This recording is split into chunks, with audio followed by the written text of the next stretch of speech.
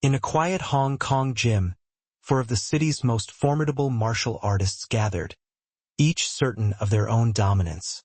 The room was filled with a tense, measured anticipation. No cheering, no taunting. Then, in 14 seconds, the challenge was over. Not with noise, not with theatrics, but with a precision so complete that every witness felt it before they could even name it. The outcome was undeniable, yet the method remained unseen, a silent mastery that would linger in memory long after the echoes had faded. Hong Kong in the early 1960s moved quietly beneath the glare of neon and the hum of commerce. In the alleys behind the bustling streets, gyms existed in near invisibility, places of discipline rather than spectacle. One such hall, modest in size, with wooden floors worn smooth from decades of practice, became the stage for an encounter that would quietly reshape the city's martial arts scene. The gym was lined with mirrors, not for vanity, but for scrutiny. Each reflection revealed subtle shifts in posture, balance, and focus. Bags of rice and worn punching bags hung from the beams, their dents and frays the only evidence of the countless strikes that had shaped the fighters before. There was no music, no applause, no distractions. Only the hum of anticipation, carried in the movements of those present. Inside, the practitioners moved in deliberate routines. Kicks and punches were delivered not for show, but to test precision, timing, and control. Observers noted how even the smallest adjustment of weight or stance could signal mastery or weakness. In this world, reputation was earned quietly, through consistency, observation, and restraint. It was in this measured environment that Bruce Lee prepared. He did not enter with bravado, nor did he announce his presence. Instead, he allowed his stance, his breathing, and the calm focus of his gaze to define him. The room, though crowded with men of notable skill, instinctively recognized a presence that required no introduction. The city outside pressed on with its noise and chaos, but inside these walls, time seemed to stretch. Each movement, each adjustment was magnified.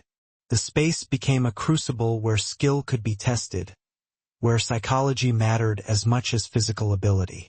The gym was not simply a location, it was a lens through which mastery could be observed, and through which a fleeting moment could gain permanence. As the hall's doors opened to admit the challengers, the stage was set. The environment, quiet and disciplined, would shape the encounter in ways that force alone never could. The foundation of the story was not power, but presence. And presence in this space would be decisive. The gym's doors opened again, this time to figures whose names carried weight across the martial arts community. For men entered, each a master in a different discipline: karate, judo, kung fu, and taekwondo. Their reputations preceded them. Stories of victories, tournaments, and unmatched skill had followed them like shadows. Yet, despite their fame, they moved with measured caution, aware that skill alone did not guarantee recognition here. Bruce Lee observed them without haste. He did not approach. He did not gesture. His eyes followed each man with calm scrutiny, noting stance, balance, and the subtle habits that betrayed confidence or insecurity. He allowed the challenger's presence to fill the room first, letting them occupy the space, while he remained anchored, deliberate, controlled. The challengers, in turn, acknowledged him in their own way. Not with words, not with exaggeration, but through posture, subtle shifts of weight, and brief glances. They sensed a quiet authority, a presence that demanded attention without demanding respect. In the martial arts world, recognition of skill is often expressed in this silent language. A nod, a measured pause, a refusal to overcommit. No introductions were exchanged. There was no fanfare, no announcement. The tension was already established, not through challenge, but through mutual understanding. Each man understood what was at stake. Not trophies, not accolades, but clarity. The gym had its own rules. A test of mastery conducted in silence, observed in the way muscles responded, decisions were made, and hesitation, or its absence, revealed itself. Bruce Lee's calm presence contrasted with the challenger's anticipation. He did not speak, did not shift aggressively, did not signal intention. He merely existed in the room, his movements minimal, almost imperceptible, yet purposeful. The challengers adjusted instinctively, testing him through small gestures, probing space, feinting approaches, all while keeping themselves balanced and alert. In those moments, authority was established not through confrontation, but observation. The challengers assessed him while he assessed them. The room, previously neutral, began to recognize a hierarchy forming in real time. It was subtle but unmistakable. One presence defined the tempo, even before a single strike had occurred. The city outside continued its rhythm, unaware. But inside the gym, history was beginning to take shape. The arrival of the challengers was not the start of a fight. It was the beginning of a silent negotiation of power, in which mastery would reveal itself without noise, without spectacle, and without hesitation. The challengers spread themselves across the gym floor, circling lightly, not in aggression, but in instinctive evaluation. Each man measured distance, weight distribution, and rhythm, testing the air as much as testing Bruce Lee. The silence was thick, almost tangible, punctuated only by the faint creak of the wooden floor beneath shifting feet. Witnesses later described the sensation as a kind of suspended time. The challengers were experienced enough to detect weakness, yet each pause, each micro-adjustment by Bruce Lee, communicated certainty without effort. It was a language spoken entirely through presence. Every slight inhale, every measured shift of balance, carried authority that words could not convey. The room seemed to shrink as the four masters moved. They attempted subtle feints, small challenges meant to provoke a reaction, yet Bruce Lee responded with near imperceptible adjustments. A glance, a tiny step, a shift of weight, enough to signal control. Observers noted that tension did not arise from force, but from recognition, the realization that this was not a typical confrontation, that the rules of expectation were quietly being rewritten. Each challenger's movements slowed under the weight of observation. Confidence, honed through years of combat, began to waver as the inevitability of the outcome silently announced itself. There was no fear, yet hesitation crept into gestures once executed with certainty. A kick would pause a fraction too long. A stance would shift minutely, almost unconsciously. The mind began to question even before the body had been tested. The gym spectators, friends, students, and longtime practitioners, held their own breath. They did not witness a fight yet, but a phenomenon, the psychological collapse of authority through presence alone. Every observer sensed that mastery does not always demand action. Sometimes it asserts itself in the space between motion, in the anticipation of inevitability. The silence became almost oppressive. Even as the challengers circled, testing, probing, nothing moved beyond the realm of observation. In those moments, Bruce Lee's control was absolute, not through domination of force, but through the quiet certainty that emanated from every precise, economical motion.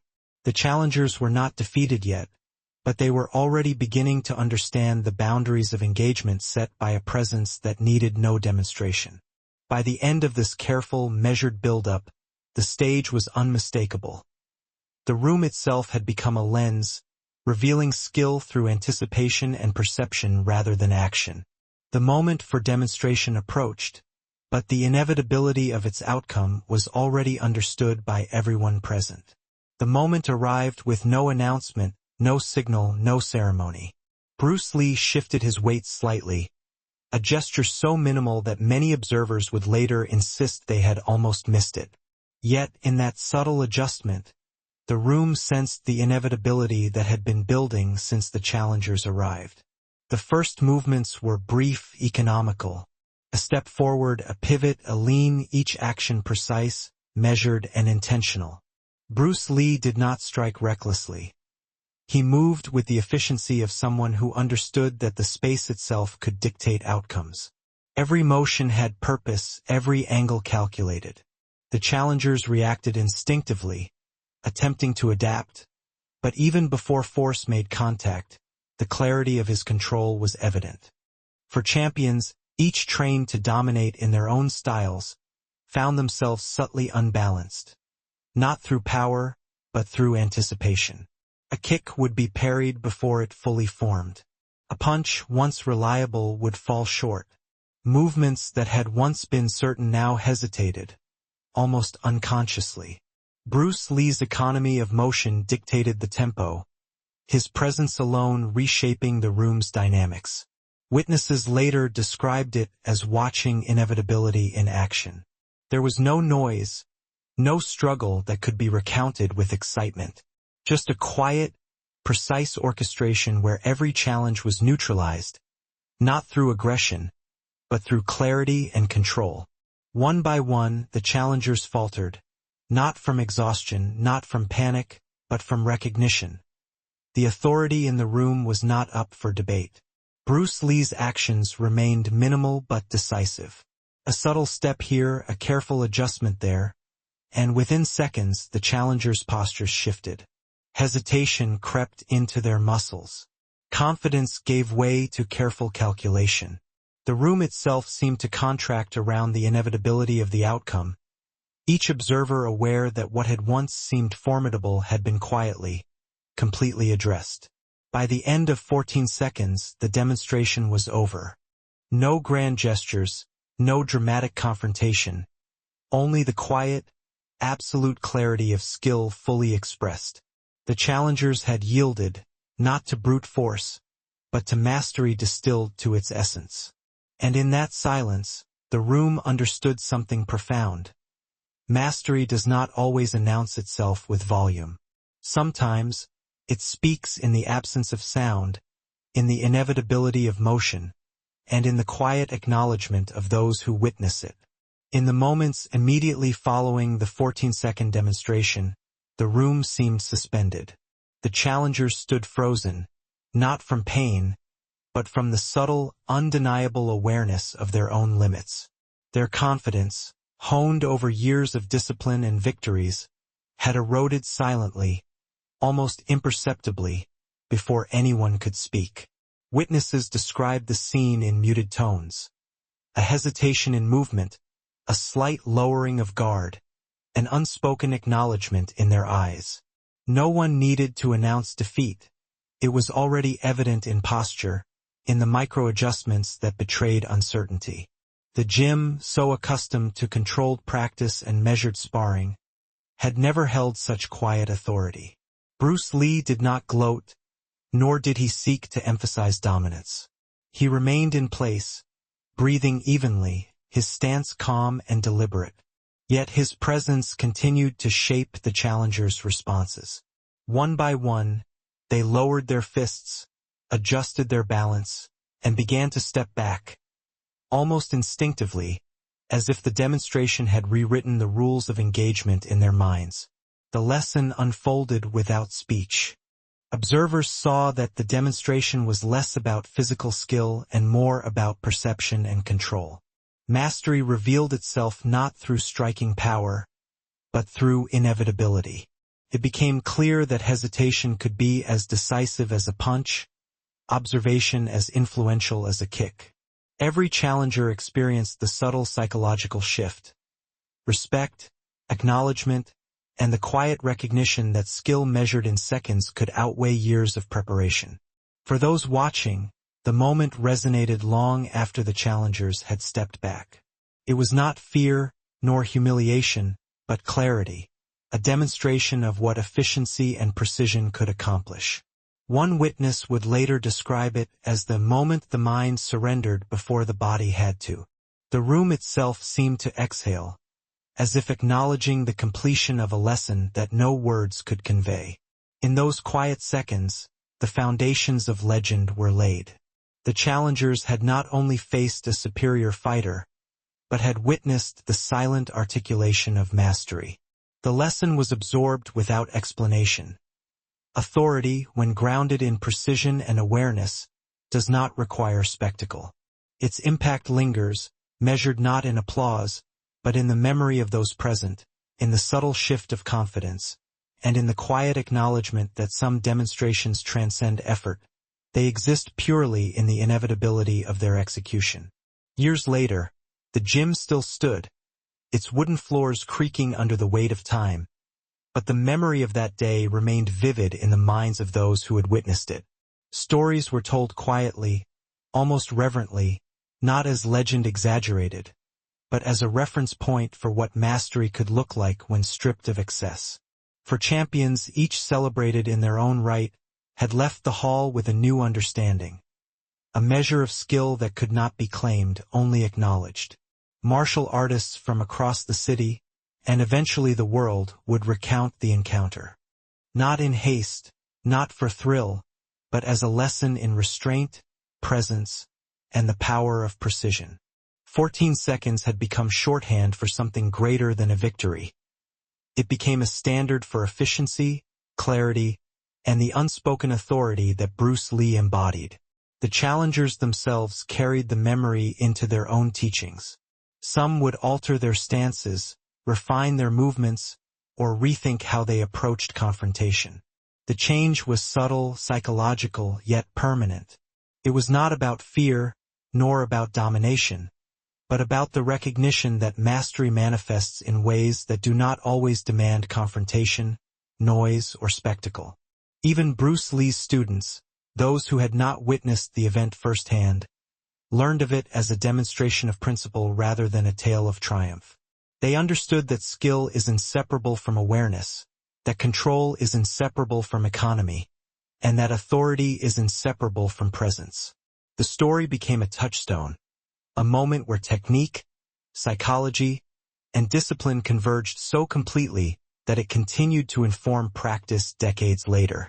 In classrooms, in gyms, and in quiet reflection, the impact of 14 seconds endured. The narrative did not require embellishment. Every retelling emphasized observation, measured action, and inevitable consequence. In this way, the encounter transformed from a fleeting event into a benchmark, a quiet legend that shaped thinking as much as it had shaped bodies. By the time the city around the gym had grown and changed, the moment itself had become timeless. Bruce Lee's silent demonstration, brief yet absolute, left an imprint on those who had been there, on those who would hear of it, and on the very philosophy of martial arts that prizes precision, adaptability, and the subtle power of presence. 14 seconds and a quiet authority had quietly shifted the understanding of mastery forever.